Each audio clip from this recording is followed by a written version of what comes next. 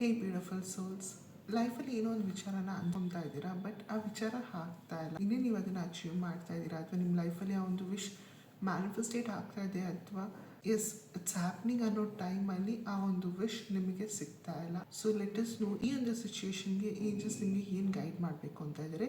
ಈ ಒಂದು ಪರಿಸ್ಥಿತಿ ನಿಮ್ದಾಗಿದ್ರೆ ಮಾತ್ರ ಈ ಒಂದು ರೀತಿಯನ್ನ ನೋಡಿ.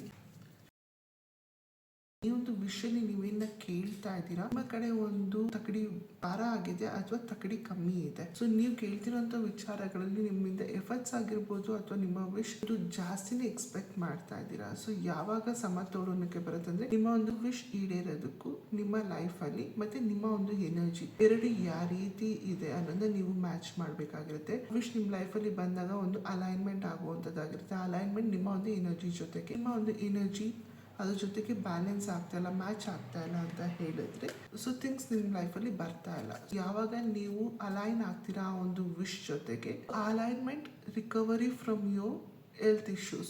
ಹೆಲ್ತ್ ಇಶ್ಯೂಸ್ ಅಂತ ಹೇಳಿದ್ರೆ ಆ ವಿಶ್ ಬಗ್ಗೆ ತುಂಬಾ ಯೋಚನೆ ಮಾಡ್ತಾ ನಿಮ್ಮ ಒಂದು ಮೆಂಟಲ್ ಸ್ಟ್ರೆಸ್ ಆಗಿರ್ಬೋದು, ಅಥವಾ ಅದಕ್ಕೆ ಕಂಪ್ಲೀಟ್ ಆಗಿ ಎಫರ್ಟ್ಸ್ ಆಗ್ತಾ ನಿಮ್ ಕಡೆ ನೀವು ಧ್ಯಾನ ಕೊಡದೇ ಇರೋದು, ಅಥವಾ ಒಂದು ವಿಶ್ ಜೊತೆ ನಿಮ್ಮ ಒಂದು ಬಾಂಧವ್ಯ ರಿಲೇಶನ್ಶಿಪ್ ಸ್ಟ್ರೆಸ್ ಆಗಿರ್ಬೋದು, ಲವ್ ಲೈಫ್ ಬಗ್ಗೆ ಕೇಳ್ತಾ ಇದ್ರೆ ಅಥವಾ ಮನಿ ಬಗ್ಗೆ ಕೇಳ್ತಾ ಇದ್ರೆ ನಿಮ್ಮ ಒಂದು ಕನೆಕ್ಷನ್ ಯಾವ ರೀತಿ ಇದೆ ಅದನ್ನ ನೀವು ಫೋಕಸ್ ಮಾಡಬೇಕಾಗುತ್ತೆ. ಇವನ್ ಯುವರ್ ಕೆರಿಯರ್.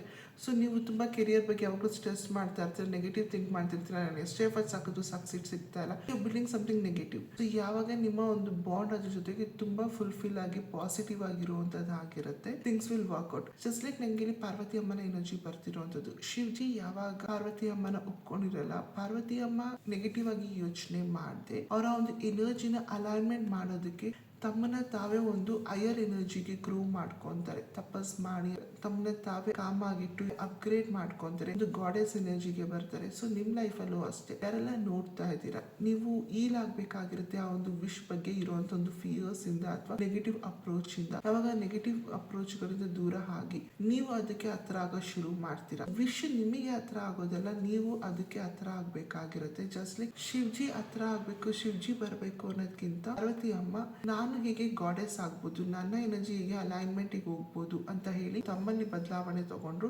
ನಿಮ್ಮಲ್ಲಿ ಕೂಡ ಆ ಬದಲಾವಣೆ ಬರಬೇಕಾಗಿರುತ್ತೆ.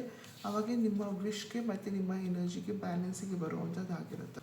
But of the deck success. ನೀವು ಯಾವ ಒಂದು ವಿಚಾರ ಬಗ್ಗೆ ಅಚೀವ್ ಮಾಡಬೇಕು ಅಂತ ಇದ್ದೀರಾ, ಅಥವಾ ನೀವು ಏನ ಆಸೆ ಪಡ್ತಾ ಇದ್ದೀರಾ ನಿಮ್ಮ ಲೈಫಲ್ಲಿ, ಅದು ನಿಮಗೆ ಸಿಕ್ಕೇ ಸಿಗುತ್ತೆ. ಸಕ್ಸಸ್ ಬಂದೇ ಬರುತ್ತೆ. ಹ್ಯಾವ್ ಟು ನೋ ದಟ್ ನಿಮ್ಮ ಎಫರ್ಟ್ಸ್ ಸಕ್ಸಸ್ ಕಡೆ ಹೋಗುವಂಥದ್ದಾಗಿರುತ್ತೆ. ಒಂದು. ಎರಡನೇದು, ಅದು ಬಂದಾಗ ನೀವು ಎಷ್ಟು ಫೀಲ್ ಮಾಡ್ತೀರಾ, ಒಂದು ಪಾಸಿಟಿವ್ ಎನರ್ಜಿ ಇಟ್ಕೊಂಡು ಮುಂದೆ ಹೋಗ್ಬೇಕಾಗಿರುತ್ತೆ. ಓವರ್ ಆಲ್ ಈ ಒಂದು ಎನರ್ಜಿನ ನೀವು ಅಲೈನ್ಮೆಂಟ್ ಮಾಡ್ಕೊಳ್ಳೋದ್ರಿಂದಾಗಿ ನಿಮ್ಮಲ್ಲಿ ಆ ಒಂದು ವಿಚಾರದ ಬಗ್ಗೆ ಸಕ್ಸಸ್ ಸಿಗುವಂಥದ್ದಾಗಿರುತ್ತೆ. Thank you.